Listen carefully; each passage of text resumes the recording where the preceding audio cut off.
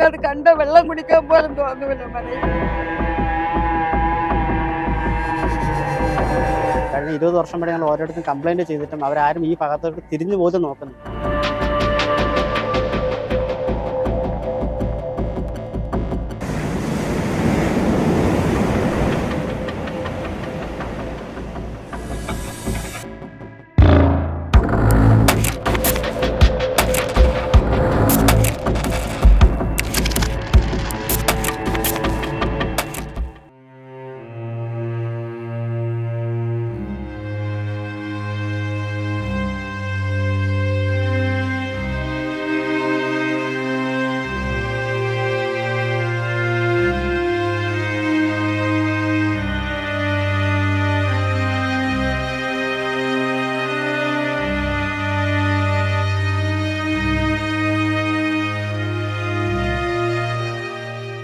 ഇത് പൂന്തുറ.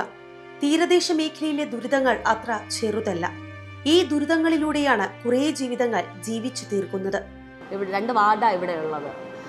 അപ്പോൾ കൂടുതലും എഫക്റ്റ് ചെയ്യുന്നതെന്ന് വെച്ചാൽ മാണിക്യവിളാകം വാർഡിലാണ്. മാണിക്യവിളാകം വാർഡിൽ അല്പം വെള്ളം, അത് മഴ പെയ്താൽ വെള്ളം കൊണ്ട് ശരിക്കും ആളുകൾക്ക് പുറത്തിറങ്ങാൻ പറ്റാത്ത സാഹചര്യമാണ് ഉണ്ടാകുന്നത്.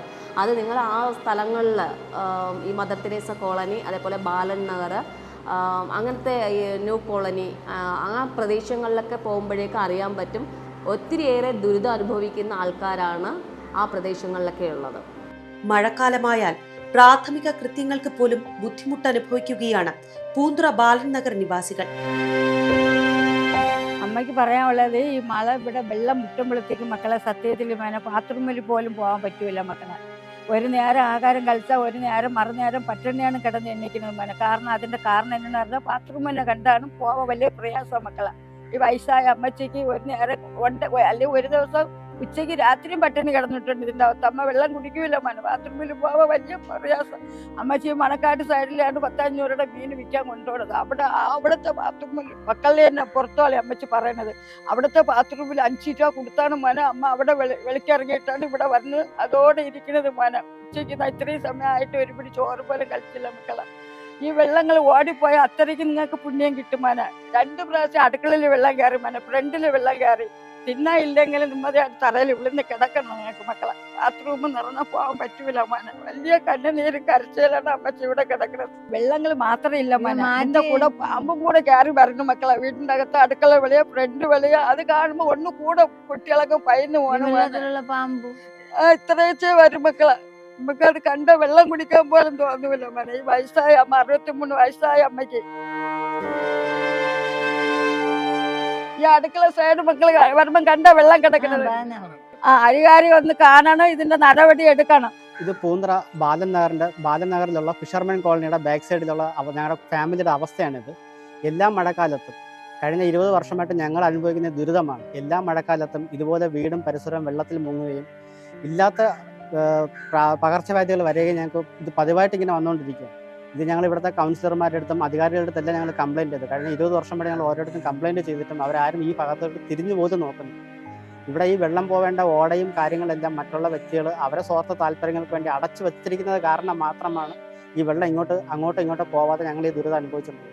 ഇവിടെ ഞങ്ങൾക്ക് ചുറ്റുപാട്ട് 10-20ഓളം ഫാമിലീസ് ഉണ്ട്. അവർക്കെല്ലാം ഇതേ ദുരന്തങ്ങളാണ്. ഈ ചുറ്റും വെള്ളവും ഈ വെള്ളത്തോട് കെട്ടിക്കിടക്കുന്ന കൊതുകുകളും മറ്റുള്ള പാമ്പുകളും ഇഴജന്തുക്കളെല്ലാം പെരുകി അത് ഞങ്ങൾക്ക് ഇവിടെ ജീവന് തന്നെ ഒരു ഭീഷണിയായിട്ട് മാറിയിരിക്കുകയാണ്. വർഷകാലം വന്നാൽ ഭയങ്കര ബുദ്ധിമുട്ടും കാര്യങ്ങളാണ് വീട്ടുകളിലൊക്കെ. പിള്ളേർ മക്കളും കുട്ടിയുള്ള ആൾക്കാരുണ്ട്. അങ്ങനെ നമുക്ക് ജീവിക്കാനുള്ള മാർഗമൊന്നുമില്ല. കടലുകൊണ്ടാണ് നമുക്ക് വല്ലതും കിട്ടി നമ്മൾ ജീവിക്കുന്നത്. നമ്മൾ വർഷകാലം വിഴിഞ്ഞത്താണ് പോയി, അത് വിഴിഞ്ഞക്കാരനുമായിട്ട് അടി വെച്ചാണ് നമ്മൾ പണിക്ക് പോകുന്നത്. ഇവിടെ വരുമ്പോൾ വീട്ടിൻ്റെ ബുദ്ധിമുട്ടും നമ്മൾ അന്വേഷിക്കും. നമ്മളെവിടെ പോയാൽ വീട് കടലിലരികത്താണ് ഇരിക്കുന്നത്. ചുമ്മാ വെള്ളം കയറി മക്കളെയും കുട്ടിയും കൊണ്ട് ഓട്ടവും ചാട്ടവും തന്നെ. ജൂൺ, ജൂലൈ, ആഗസ്റ്റ് മാസങ്ങളിൽ കടൽക്ഷോഭം കാരണം കടൽ ഇരച്ചു കയറി തുറന്നു കയറി വീടുകളെല്ലാം എടുത്തുകൊണ്ട് പോകുന്ന സമയങ്ങളാണ്. തുടർച്ചയായിട്ട് 20 കൊല്ലമായിട്ട് MP ആയിട്ട് ഒരു മാസം 5 ലക്ഷം രൂപ വെച്ച് ശമ്പളം മേടിക്കുന്ന ആ വ്യക്തി തിരിഞ്ഞു പോലും നോക്കുന്നില്ല. അയാൾ വിദേശ സന്ദർശനത്തിലാണ്. പാർലമെന്റിൽ പാർലമെന്റിലെ അതായത് സത്യപ്രതിജ്ഞ ചെയ്യാൻ പോലും ഇവിടുത്തെ ജനപ്രതിനിധിക്ക് സമയം കണ്ടെത്താൻ കഴിയില്ല. അതാണ് ഇന്നത്തെ രാഷ്ട്രീയ അന്തരീക്ഷം. വളരെ ദയനീയ അവസ്ഥയാണെന്ന് പറയാൻ പറ്റും. കഴിഞ്ഞ 3 ദിവസമായിട്ട് ഇവന് പനിയും വയറിളക്കവും ഛർദ്ദിലും കാരണം സ്കൂളിൽ പോലും പോകാൻ പറ്റാത്ത അവസ്ഥയാണ്. ഇത് എത്ര ദിവസം വീട്ടിൽ ഇങ്ങനെ ക്ലാസ്സും കഴിഞ്ഞിട്ട് വീട്ടിൽ ഇരിക്കുമെന്നുള്ള കാര്യം ഞങ്ങൾക്ക് അറിഞ്ഞു. നിങ്ങൾ എന്തെങ്കിലും ഒരു മുൻകൈ എടുത്തതിന് എന്തെങ്കിലും ഒരു പരിഹാരം കണ്ടേ പറ്റത്തുള്ളൂ. ഇവിടെ കൗൺസിലർ എസ് എം ബഷീറിൻ്റെ അടുത്ത് വരെ ഞങ്ങൾ പരാതി കൊടുത്തിട്ടുണ്ട്. ബഷീർ സാർ ഇവിടെ നോക്കിയിട്ടുണ്ട്, ഞങ്ങളുടെ അവസ്ഥ നോക്കിയിട്ടുണ്ട് ഇതിനകത്ത്. പക്ഷെ ഇതൊരിക്കും ഒരു പരിഹാരം ഉണ്ടാക്കി തരാമെന്ന് പറഞ്ഞാൽ ആരും ഒരു പരിഹാരം ഞങ്ങൾക്ക് വേണ്ടി കാണിക്കുന്നില്ല. അതാണ് പ്രശ്നം.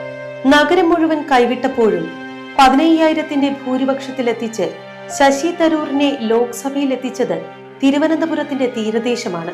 തീരദേശം ഇങ്ങനെ നെഞ്ചുപൊട്ടി കരയുമ്പോൾ അങ്ങ് നീരോ ചക്രവർത്തിയായി വീണ വായിക്കരുത്. അനേകം ആളുകൾ ഈ ദുരിതം പേറി ജീവിക്കുകയാണ്. ഇവരുടെ ജീവിതം നമ്മുടെ ഭരണാധികാരികൾ കാണാതെ പോകരുത്.